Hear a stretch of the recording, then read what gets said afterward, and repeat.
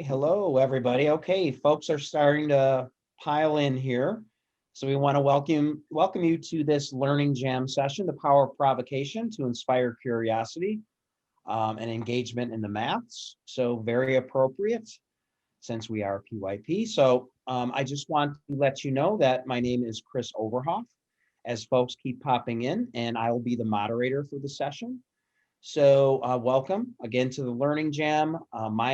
I'm based out of South Florida in Palm Beach County, about maybe 50 miles north of Miami in the good old US of A.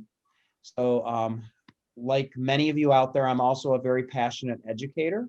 I've been involved in PYP since about 1998. I've taught all the grade levels, was the coordinator for a bit. And I'm also an IBAN member, so I lead workshops and so on for IB itself. Now I'm in my current role, of course, is with Toddle, with the school success team. So I have taken a leave from my classroom duties for, wow, a little over a year now, which I'm missing, but I'm still very passionate.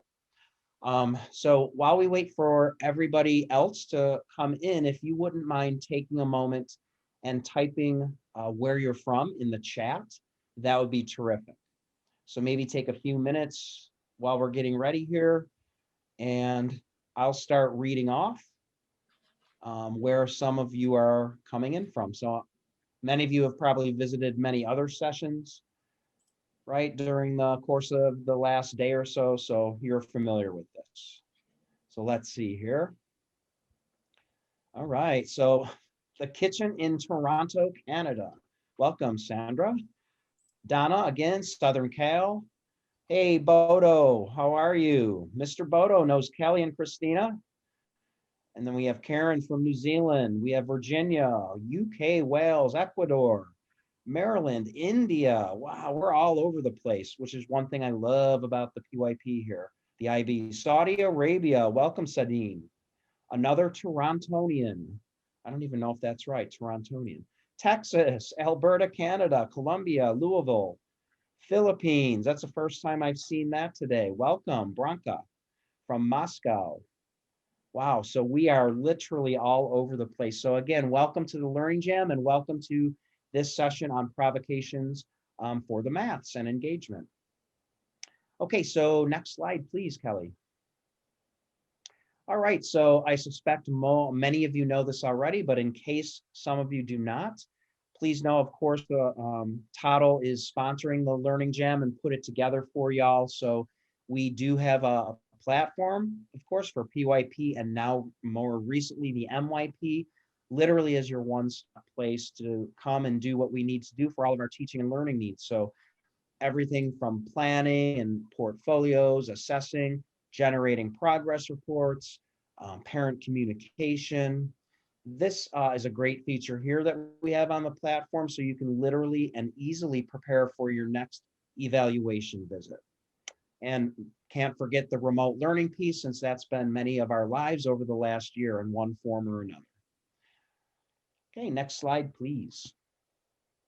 And so this is going to kind of scroll through here as Kelly kind of clicks on it. So being educators ourselves, we deeply value learning, right, of all educators, and we're committed to providing quality opportunities for all educators. So some of the things Toddle has been involved in and established would be the Inquiry Educator Summit from last May, over 20,000 participants, which was terrific. PYP Leader Boot Camp. We have this great resource on Toddle called Toddle Learn. Wonderful blogs and aesthetically pleasing, beautiful resources for you to use. Toddle Community, if you haven't had a chance to visit, hundreds of units for ideas, inspirations, over 1,000 learning experiences, all very high quality. It's a global collaborative space for all of us from around the globe.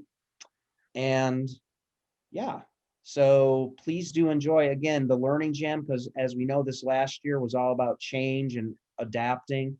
So why Learning Jam? Because we want to bring things that are interactive, right, back into our classroom if we're lucky enough to be live. Many of us are still virtual. So how can we make it more engaging?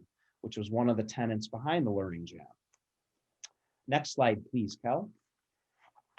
Thank you so much. And just some housekeeping to go through. So the webinar, of course, Kelly, Christina won't be able to hear you. So please be sure to type your comments and so on, mainly in the chat if you could. You can use the Q&A as well if you need to, but when there is reflective points during the session, please use the chat. And you'll notice right here, you probably can't see me circling, but in the middle, you'll have a choice, right? All panelists or panelists and attendees. Make sure you click on all panelists and attendees so that everybody is involved. We won't be using the raise hand feature, so keep that in mind. This webinar has been developed by Kelly and Christina, independent of IB, just so you know that. And we certainly, throughout this whole Learning Jam, and particularly this session, please know that Kelly and Christina and our panelists are sharing learning with you all pro bono. So this is all about sharing, collaboration, and in the spirit of that, yeah, next slide, please. Last but not least, before I hand it over to Kelly and Christina, please remember to get social. So please, as you tag, as you post, whether it's in Twitter at Toddle_edu or on Instagram at Toddle app, and please use the hashtag Toddle Learning Jam. And yeah, let's get social. Let's have some fun. And without further ado here, you're going to really enjoy this session. I know you are. So I'm going to turn it over to Kelly and Christina and have our panelists introduce themselves as well. Great. Thank you so much, Chris. Welcome everyone to the Power of Provocations to inspire curiosity and engagement in mathematics. My name is Kelly Rogers. Currently, I'm the PYP coordinator at the International School in Portland, Oregon. Previous to this position, I was the math coordinator at Washington International School in Washington, D.C. So we have some East Coast people joining us today. And I've also been the instructional technology coordinator at the International School of Zug and Lucerne in Switzerland. Before that, I was a second and third grade classroom teacher as well.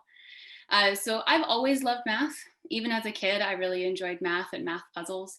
But it wasn't until my last position as math coordinator that I became really passionate about math education. The more I was involved in the teaching and learning of math, the more I was curious about why some students and adults just really hate math. And so I became really interested in learning more about our approaches to teaching math, especially within the IB, to really show kids that math is engaging, it is connected, and it is fun. Christina? Thank you so much, Kelly. Hello, everyone, and welcome to this workshop about provocations. My name is Cristina Lupiañez, and I am from Granada, a beautiful city at the south of Spain. I studied a BA in foreign language teaching at the University of Granada and the Manchester Metropolitan University in the United Kingdom. And it was in Manchester where I started my teaching journey in 2008. Then I moved to Bristol, where I was working in 2 public schools as a Spanish teacher. In 2011, I moved back to Granada, and I was working there as a homeroom teacher for 7 years. And I was always passionate about maths and applying different educational approaches in the classroom. And I was mainly using play and problem-based learning, emotional education, as well as collaborative learning methodologies. And hopefully this year, I will be completing my master's studies in children's psychology, emotional intelligence, and neuro-linguistic programming.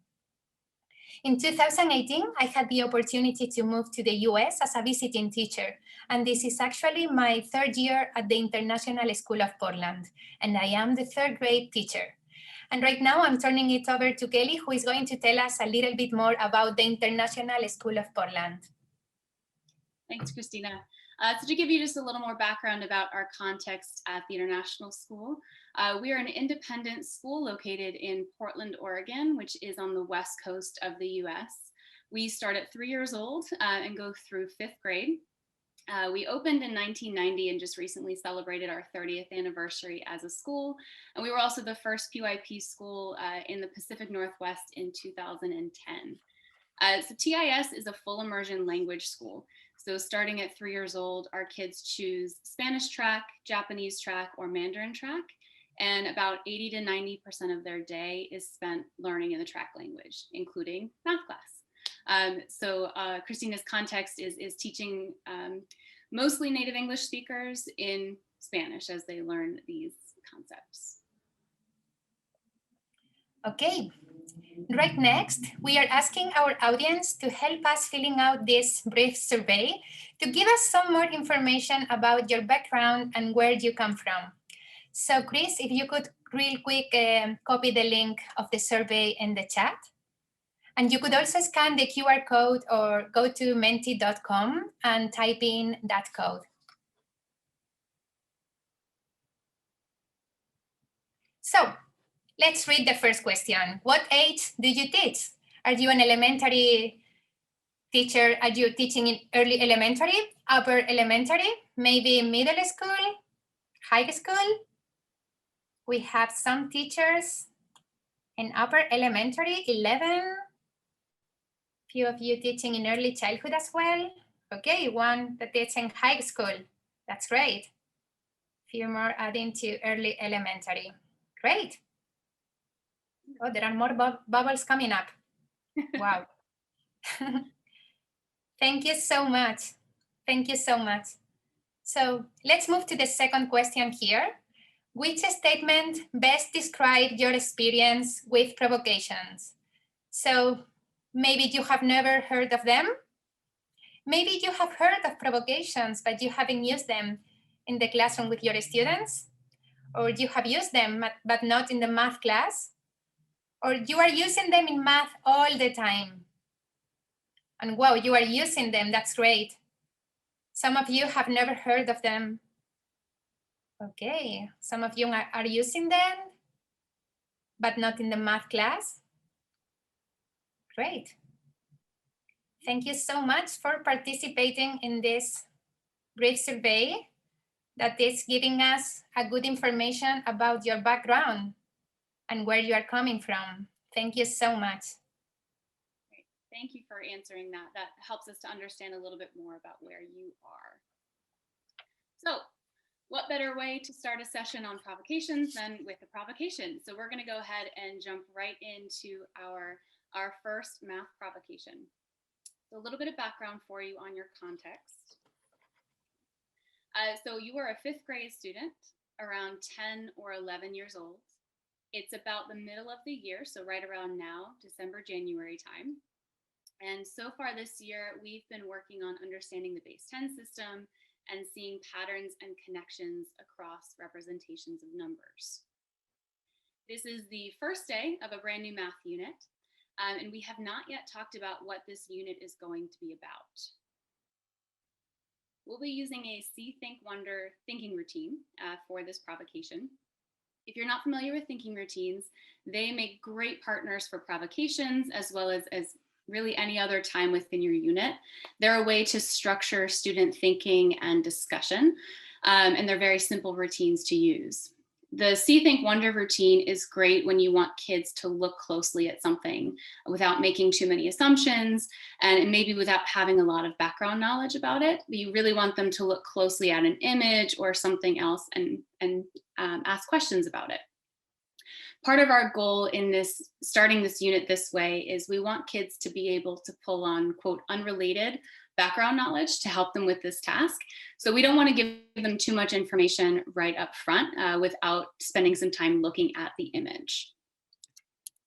So as we do this thinking routine with our panelists on Jamboard, feel free to enter your thoughts into the chat about what you see, think, or wonder about this image.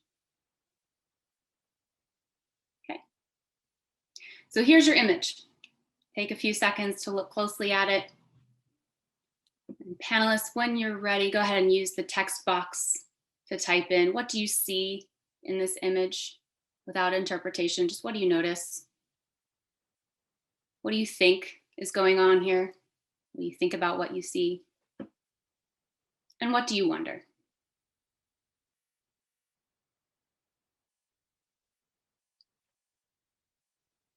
Okay, our panelists see shapes and colors, geometric shapes.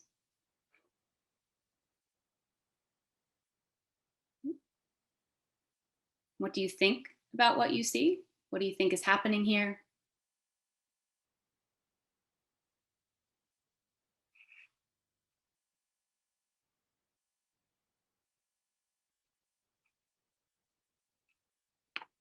Okay, we think the large rectangles can be described using fractions.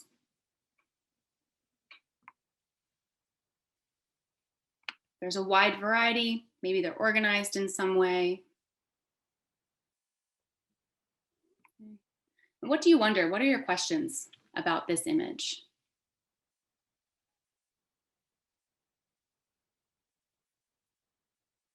What do the letters represent? How do they relate to each other? Chris, anything coming up in the chat to share? Yeah, absolutely. So many of the same observations, right? So shapes and polygons and colors and shapes, letters and shapes. And then the thinks, I think this could be a puzzle. I think we are going to compare the shapes. Two-dimensional shapes is something I see. I think it relates to fractions and geometric shapes. I think it is a house distribution, very interesting. And then it reminds me of tangrams, things that they wonder. Are the colors codes for something? Why are there blank shapes, non-colored shapes? Again, I wonder what the overall perimeter of them is. I wonder if some shapes can be used to find the area of other shapes. I wonder if this is a plan for a garden or some other structure or design. I wonder what we can make using them. I wonder why there are white shapes with no color. And I wonder how they all relate to each other. All kinds of great thinking going on here. Visible thinking, if you don't use it, use it. Thanks, Chris. Yeah, so fantastic questions there. And one thing I'm noticing as a teacher is that the questions are not all about one thing. We're getting questions about lots of different areas within math. And so that's part of the purpose of really taking a close look here is we want kids to think broadly at first, everything that they notice about this image before we actually talk to them about what their task will be. So as we move into the actual task, our panelists will each have a slide on Jamboard. And Chris is going to put a link in the chat to make a copy of the task. So if you'd like to participate at home on your own, you can click on that link and make a copy of the task. So as we move into it, keep in mind everything that we just noticed about this image. So here is your task. The large rectangle is divided into a series of smaller quadrilaterals and triangles. Each of the shapes is a fractional part of the large rectangle. Your task is to untangle what fractional part is represented by each of the 10 lettered shapes. Okay, you can take whatever approach makes the most sense to you. Start with any of those letters. And you can use the pen tools, use the texting tool, the text tool, whatever makes the most sense for you on the screen. Okay, and each panelist has your own page to get started on. All right, so as our students are getting started, clearly this unit is going to be about fractions.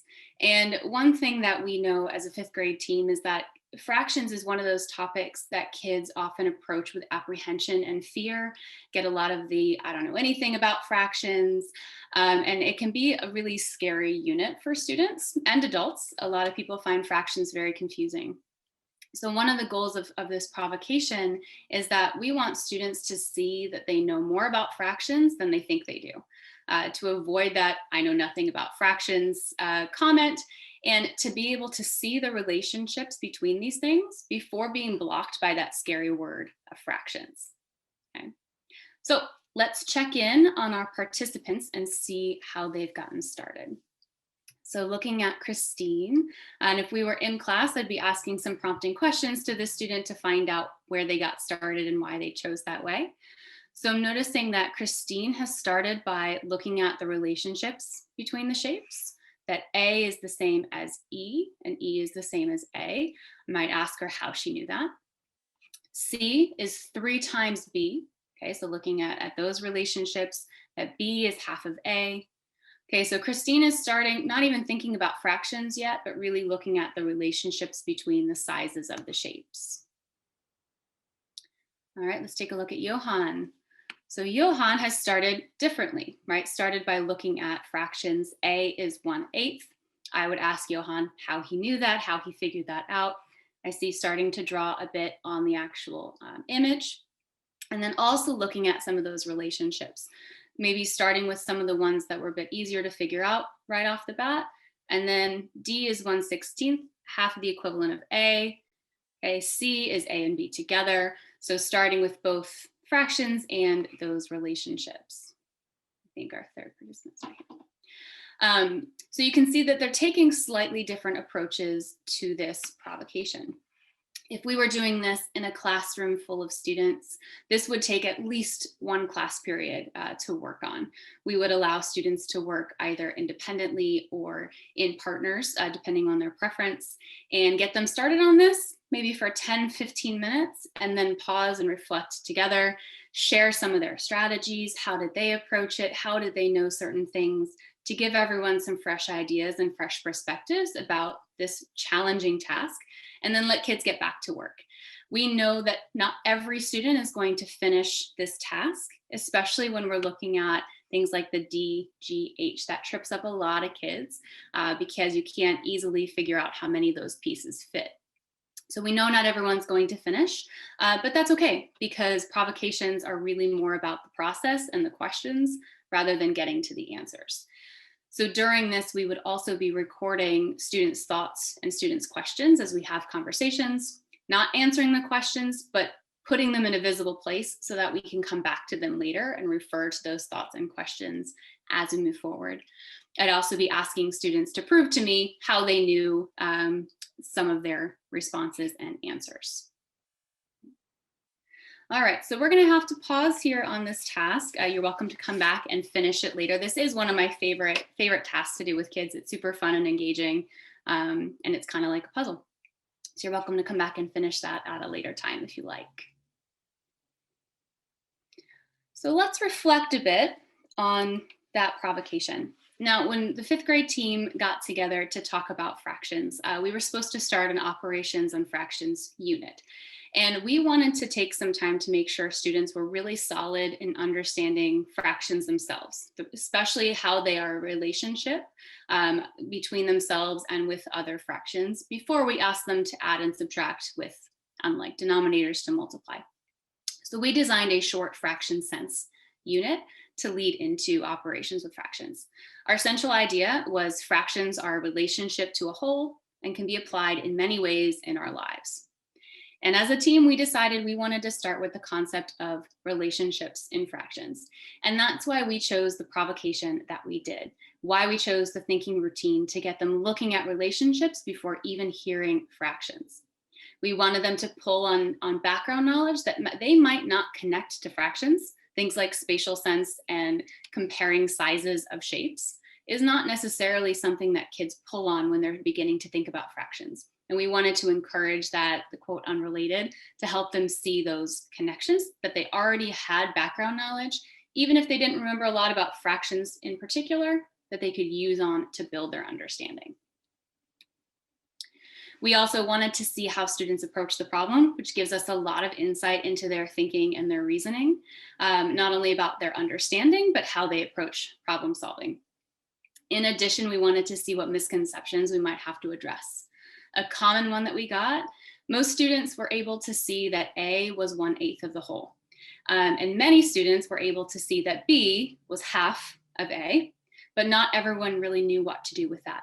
We had a number of kids who then thought that B was 1/4 because 1/4 is half of 1/8.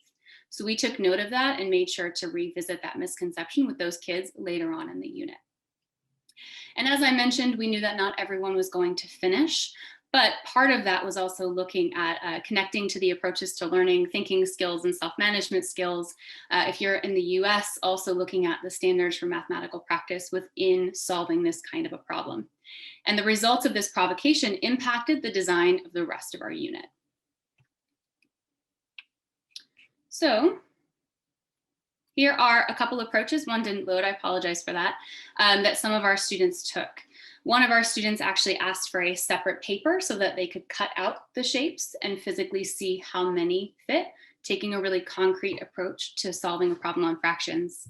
Many students began by drawing on top of the image to see how many would fit. So still working on how many will fit in the whole, but doing it in a more representational way. And this student also began to look at some of those relationships, but as you can see, wasn't really clear what to do with those quite yet. And we also had some students who saw the relationships, were able to articulate them in equation forms and put them into fractional amounts, really working in an abstract sense with fractions. This gave us a lot of information in planning the rest of this unit. So, what are provocations? Many of you have already used them before, and others may have the same kind of idea, maybe in terms of a hook or an exploration. But essentially, a provocation is an activity that is intentionally designed to ignite curiosity and engagement, illuminate background knowledge and misconceptions, and elicit students' questions and curiosities. That purpose of eliciting those questions and thinking strategies are far more important than knowing the answers or getting there quickly. So provocations really are more about questions than answers. And you are not expected to answer all the questions that they're going to come up with. You notice during our thinking routine, we had tons of different questions going on. And the purpose of it is not to answer these questions, to have the teacher be the bearer of that knowledge, but to take note of the questions, to have students explore them later and be able to find their own answers. And you might get questions depending on your provocations that have nothing to do with math. And that is actually a really good thing. We want them to see these transdisciplinary connections and be able to come back later to these questions to learn how to answer them. You'll often use provocations in the beginning of a unit, but you can really use them throughout the unit. Anytime you want to ignite that curiosity or introduce a new concept, you can build in a provocation later in the unit as well. So provocations can take many, many forms, really depending on your purpose and how you frame it. Almost anything can be used as a provocation. Images are a really great way to start students thinking, whether it's something from real life, either a picture you took or one you found. Infographics or other visual representations of data can be really interesting provocations. Maps make fabulous provocations because you have maps for everything, from migration patterns to weather maps to this one looking at the map of the world in proportion to population. There's so many different maps that kids can engage with. There's a lot of transdisciplinary connections there also. Even artwork. This is MC Escher, who has some really fascinating mathematical artwork that can also have a lot of those transdisciplinary connections. Videos make fantastic provocations as well. Again, either ones you take yourself. This is actually Christina solving a Rubik's Cube in about 1.5 minutes. It's very impressive. We'll share this with you at the end if you want to watch it. There are some videos that are made for provoking mathematical thinking. This is a 3-act task from Graham Fletchy, which we'll share that at the end as well. TED Talks, there's a TED Talk for everything. And really any kind of videos that you find, I get a lot of inspiration on some of my Facebook feeds of interesting videos people share with 3D drawings. This is a slow motion video from the slow-mo guys on YouTube with paint dancing on a speaker. There's so many really cool videos out there that can provoke lots of questions. Giving kids an immersive experience into a concept can be particularly powerful, especially when you spend time to reflect on the experience afterwards. These are just a few examples of some immersive experiences you could give your kids in math, especially if you don't tell them what you're doing. So if you give them an unfair game, just let them play, see their reactions, watch as they get frustrated and try and solve it, and reflect afterwards what made it unfair and how can we change that, can lead you into a great discussion about probability. Tasks like the one we just did can also be used, but again, make sure that the tasks you choose are provoking more questions than answers if we're going to use it as a provocation. Even simple questions or statements can be used. This question was asked of a group of fourth graders in a previous school of mine, and we were blown away by the debate that raged about who was faster, and the kids actually asked if they could design a race to test this out, which we didn't really expect. But the kids organized themselves into groups. We talked about measurement of distance and speed. We talked about sample size. It was an amazing unit-long project prompting from this one question. And we still got at the idea that we had started with, which was mean, median, mode, and range was the purpose of this question. And there's a lot of really great picture books that can be used in math also. Finally, even materials or objects or artifacts themselves can be used as a provocation, whether it's a new math tool that you're introducing to the students, or just a random artifact that you want them to explore. And even better is if they're able to take it apart and put it together. And this partners really well with a parts, purposes, and complexities thinking routine. We'll share these ideas and lots more ideas at the end with you and ask you to add your own as well. So why start a math unit with provocations? What's the purpose of this? So math is such a beautiful subject, all about finding patterns and connections and problem solving. And yet so often students see math as separate, as prescribed, as boring, and as a set of rules. And provocations are a really great way to bring in that engagement and connection to your math classes. Consider the difference between using a traditional paper pencil pre-assessment for fractions and the rectangle tangle task that we just used as a provocation for fractions. The pre-assessment can give you good information about a student's knowledge, but it can be limited, mainly based on recall. It gives very little insight into their thinking or their reasoning skills. It can be frustrating for students who have little recall of the previous year or who just forgot what a term means. If you don't remember what equivalent fractions means, you're going to have to leave that question blank, even if you have an understanding of the concept. And on the other hand, you have students who get 100% on a pre-assessment. And as a teacher, it's really hard to know where you take them next. How do you push them further when they've already gotten 100% on this pre-assessment? So using a provocation like this task is far more engaging and allows collaboration, and it still gives you a ton of background knowledge about your students, their understandings, their misconceptions. Students who have difficulty with the recall from the previous year can still approach this task, especially when partnered with something like a thinking routine to get them looking at it closely first. And the 100% kids still have a task to work on, even if they're able to get all of the answers. You have insight into their thinking, into what questions they ask, and it gives you a better path forward for how you're going to extend their thinking moving forward. So there are a lot of reasons to consider provocations in math class. And I just want to highlight one here that, as I mentioned, math is often siloed into its own thing. Kids don't see the connections. Sometimes teachers don't see the connections between what we're teaching in math and what we're teaching in the rest of our day. And provocations are a really great way to show that transdisciplinary nature of math concepts. So take the following as an example. I'm going to ask you to use the chat feature again. I'm going to show you an image. I'm going to ask you first what math concepts you see in this image and what mathematical questions you can ask about this image. Take a look. Let's start. What math concepts and what mathematical questions can you ask about this image?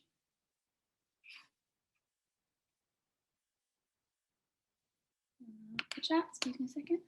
All right, we see price, size, shape, space, decimals, multiplication, multiples, unit rate, adding, price, color, area, volume, perimeter.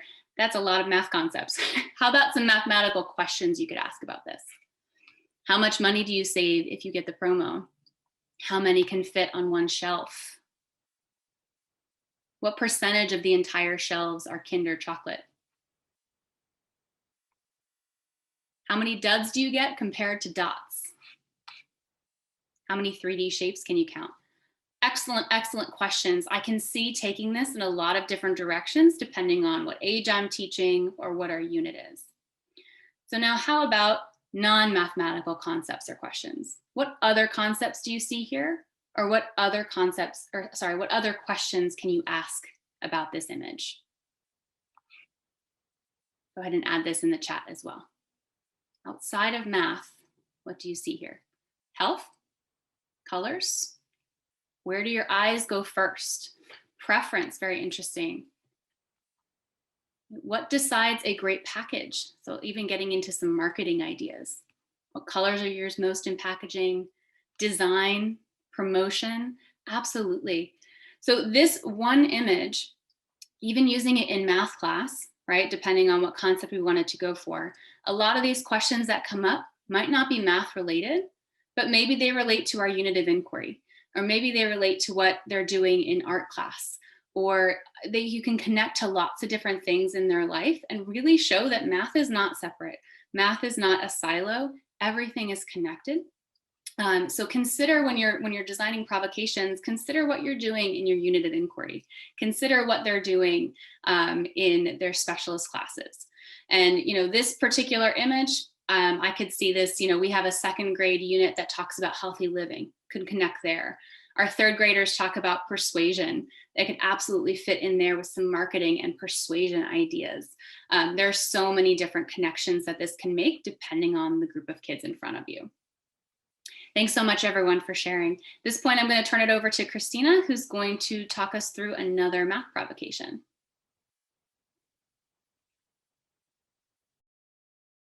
Christina, you are muted.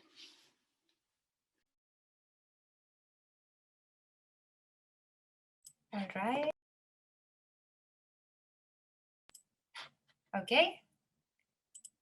Thank you so much, Kelly. And all right.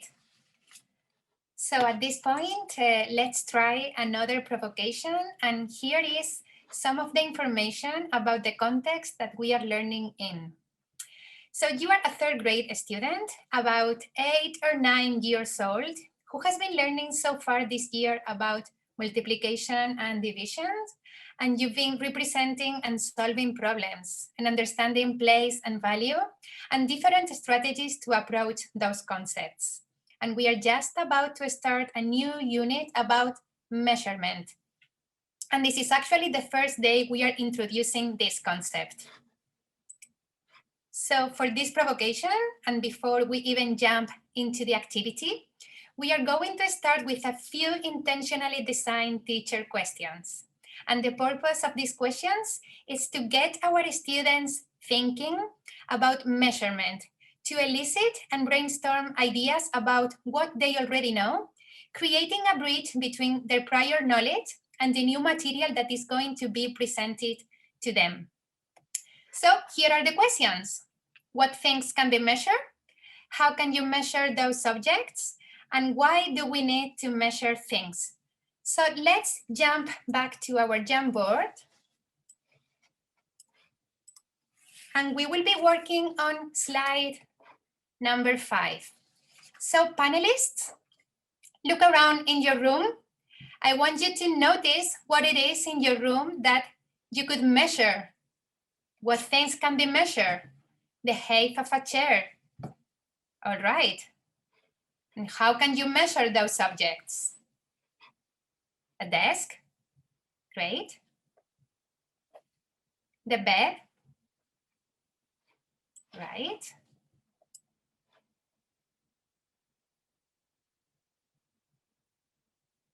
We can measure the pillow.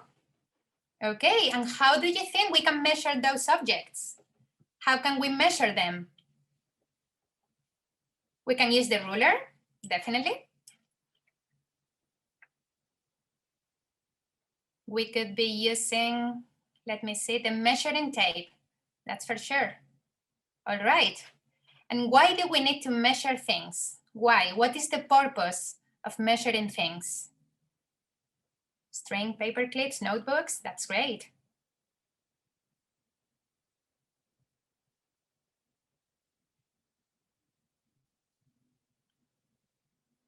Okay, why do we need to measure things? To make sure they are the right size. That's great.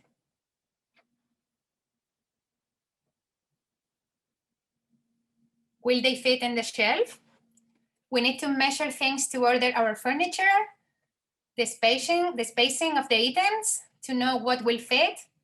Yeah, you are absolutely right. And all these questions here and wonder, we are going to be comparing them with what our third graders actually did in this activity. So thank you so much, our panelists, and we are moving into slide number 6. And here, let's compare real quick the answers of our students. So as you can see, a lot of the same answers were mentioned here. So our students were thinking of measuring the book, the lamp, the floor, the walls. They will be using a ruler, a measuring tape, and even a phone app. That was an interesting one. And that was an answer that we weren't necessarily expecting to hear, but they are absolutely right. I am sure there are so many apps that we could definitely use to measure things at home. And why do we need to measure things? Our students' thoughts were that they need to know if the furniture fits in the room, similar answer to our panelists, to build a house, and to know how long things are. And this last question here, why do we need to measure things, should open up very interesting discussions in the classroom after doing this kind of activities. And we as teachers, we will be taking notes of our students' answers to come back to them later as we explore our unit of inquiry. And have a look at these thoughts and ideas. And I am starting to notice that most of our learners are probably thinking about measurement in a very particular way. And I can confirm that our third graders are relating the concept of measurement with the concept of length at the moment. And there is nothing wrong with that. But let's consider that they are going in that direction. And this initial brainstorming of ideas about measurement actually helped me design the provocation that we are about to do with you, our panelists. And I am designing the provocation based on our students' previous knowledge and their understanding of the topic of this unit, which is measurement. So let's move back to the presentation. So we are going to be looking at an image to actually start this provocation, and we will be using another thinking routine. And I am going to ask you, participants, what do you see on the image? What do you think is happening? And what makes you say that? Using this specific routine, what makes you say that? We are going to structure our students' thinking to guide them where we want them to go with this provocation. And the purpose of this routine is to help students build explanations and describe what they see and what they know, and ask them to support their interpretations with evidence. So we want our students to get hands-on, being curious about their learning, interacting and engaging with one another as they explore the provocation. And we, as teachers, we will be keeping track of all their questions that might come up while doing this activity. So we are jumping back again on the Jamboard for the actual provocation we are doing today with you. And we are moving to slide number 7. So this is the image that we are actually looking at. So what do you see here without making any interpretations yet? What do you see and what do you think is happening? And the audience is welcome to participate on the chat as well. Okay, so you see there are shoes on the side. The person is relaxing, definitely. Shoes are lined up. They see a yoga mat. Okay, a woman laying down. Great. And what do you think is happening? What do you think is going on in this image? Oh, the person is not wearing shoes. Interesting. So what do you think is happening?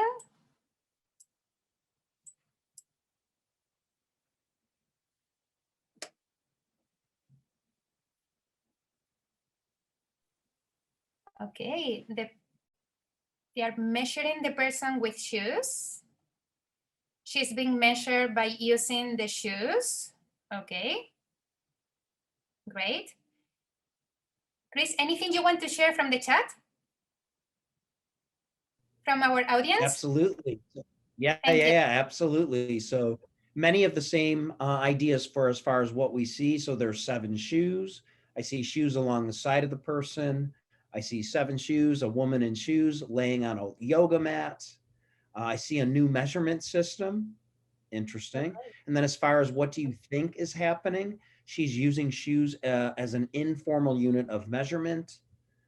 They're measuring how many shoes long the girl is. You're trying to remember where your other brown shoe is. That's interesting. Yeah, many of the same thoughts. Maybe she doesn't have a measuring tape, so she's using the shoes.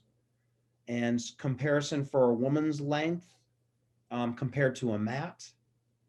An excellent math thinking going on here. Really provoking us, you guys. Awesome. Thank you so much, Chris, for sharing all those ideas from the audience. All right, so with all these ideas, we are jumping to our third question. What makes you say that? So we want you to give us some evidence from the image and what makes you say that. And we are now supporting our interpretations, including some evidence. So our panelists, go ahead and type in your answers. What makes you say that? Why is the teacher measuring herself with shoes? What do you think? What makes you say that? Okay, the shoes are organized in a straight line. They were lined up carefully. And they are even touching each other. I am wondering what will happen if they weren't touching each other there on the image. The shoes look like they were lined up carefully. It's laying straight. It's laying down straight. Maybe having a Spanish siesta on the yoga mat. Well, thank you so much for participating in this provocation. And at this point, you might be wondering many things, and you probably have prompting questions in your mind that you want to share with the rest of the classroom. And remember that provocations are mainly about our students' questions. So when I did this activity with our third graders, we were asking them to write down and share their questions as we were looking at this image. And here are on the next slide, we are now in slide number 9. Here are some of the questions that the students came up with. And I am noticing that they are starting to get to the specific idea of measurement of this unit and where we are going with this provocation. Since the purpose of it is that I want our learners to be thinking about units of measurement and length. So these are very interesting here, because here in the US, we are using feet and inches, and some students were asking how long a foot is. And if that was the reason why I was choosing shoes to actually measure myself. Some others mentioned that why in some countries people are using meters and centimeters, and what are the similarities and differences between both.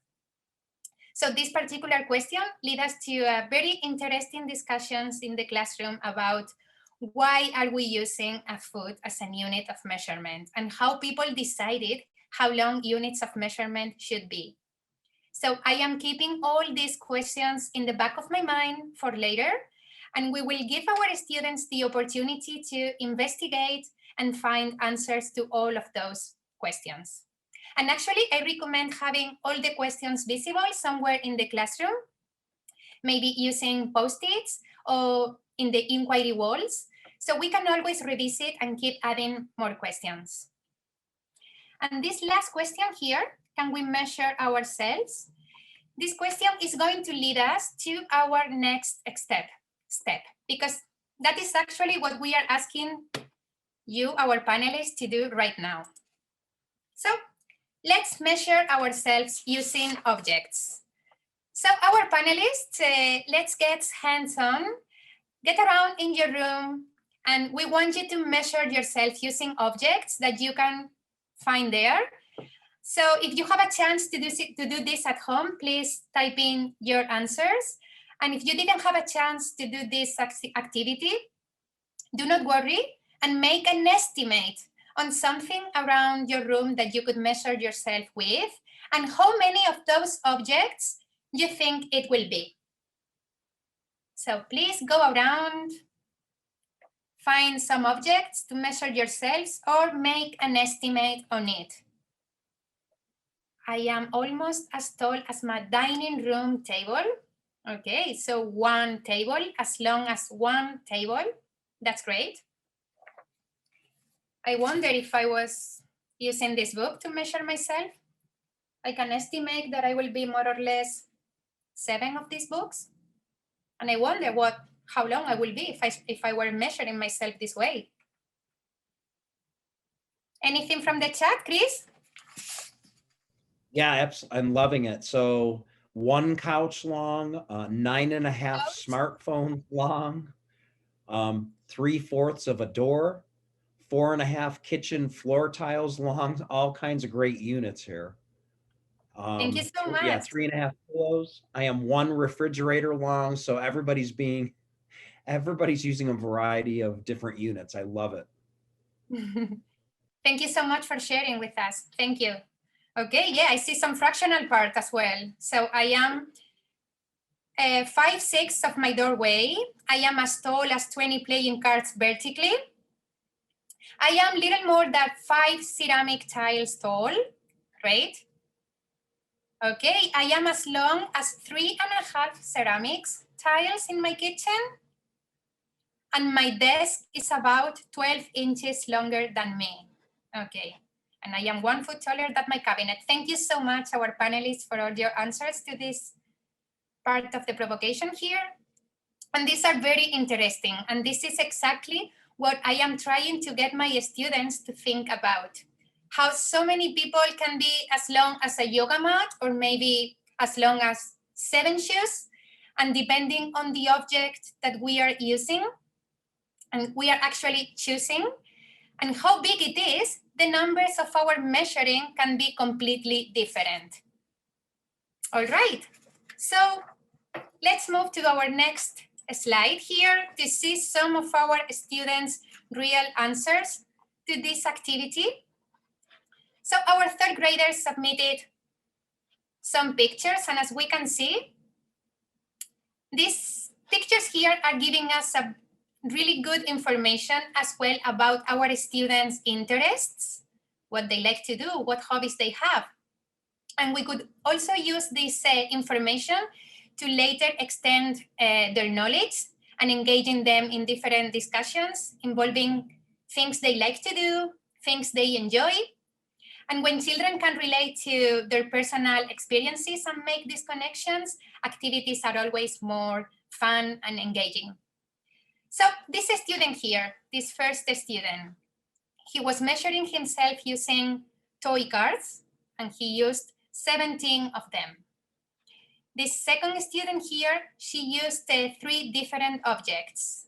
So as we can see, the size of the objects that she was choosing was giving us different numbers. So 21, 6, and 5.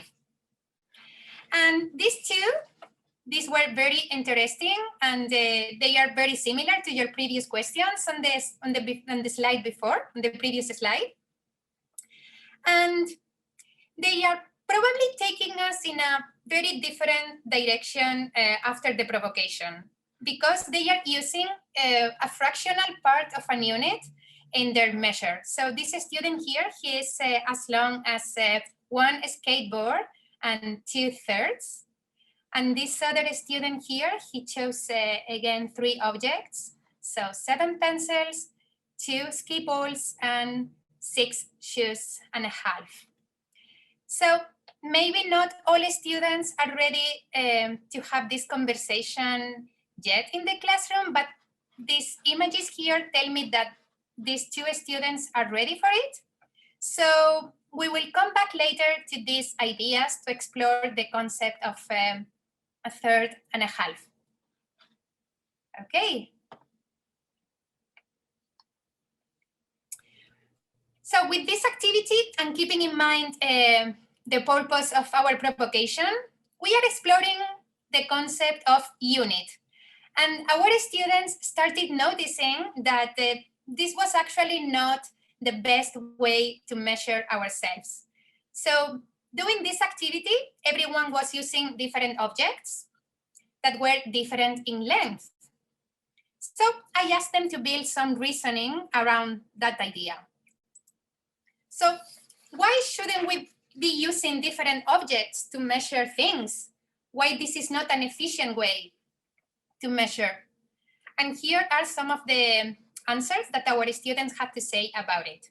So some students were talking about the idea of accuracy, and they were reasoning that in order to be able to compare things, we need to use the same object. So we will have a better and actually a common understanding of the measure. And again, this provocation is going to take us in many different ways, discussions, activities. And after doing this particular one, our students were ready to actually explore different types of measurements, such as weight, time, temperature, capacity.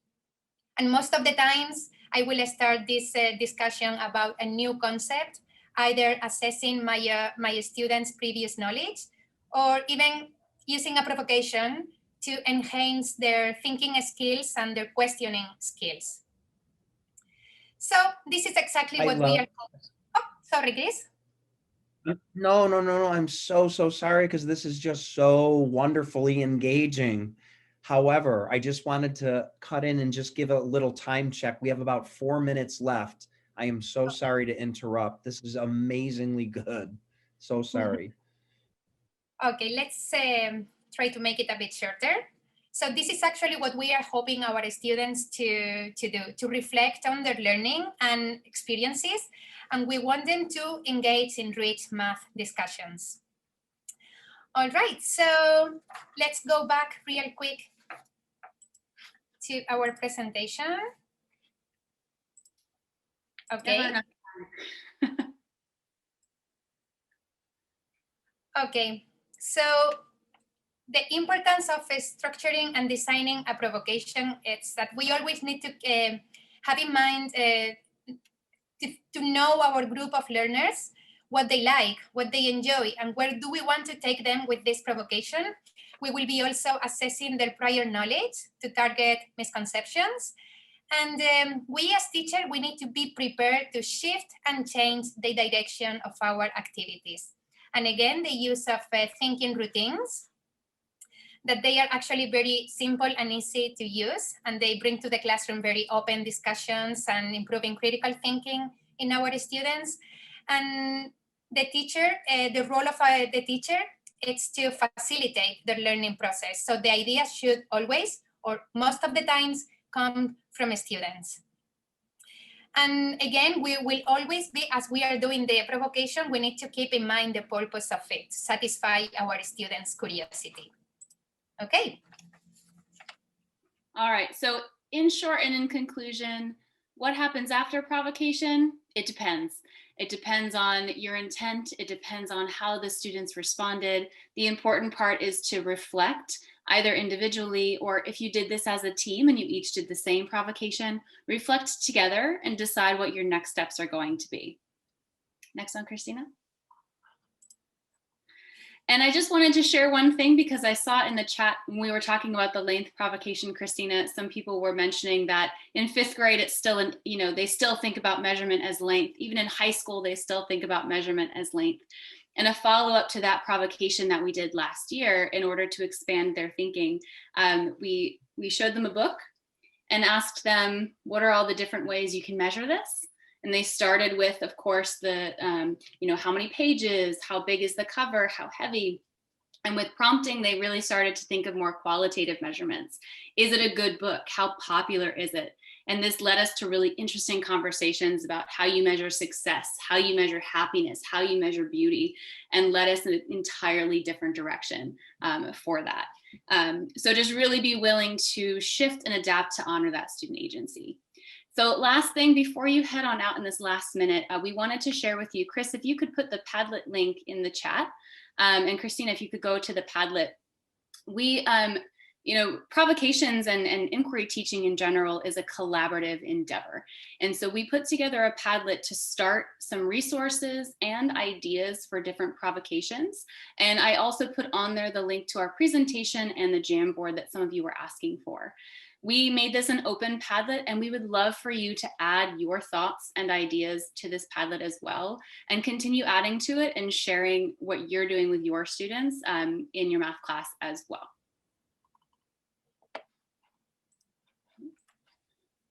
All right. Wow. Sorry we've run out of time. Yeah, There's never enough time. I know, but this was, you've got me fired up about math now. This is the geek in me coming up. That was fantastic. Congratulations, Kelly and Christina. You gave us all food for thought for sure with these provocations. And I'm sure I'm speaking for, yeah, it's like flowing in the chat. Thank you, thank you, thank you, thank you. Totally agree. So yeah, thank you so much again. Thank you everybody for joining us this evening. And thanks Sahil for recording. Thanks panelists for coming along and helping out. And everyone, please have a great night. Thank you, everyone. Thank you so much. Ciao, ciao. Don't forget to share feedback. Yeah, please do share feedback. Feel free to share with Toddle, Shraddha at toddleapp.com if you want to take a screenshot before I close up.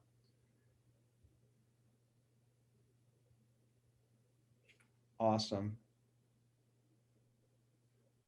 Okay, take care all.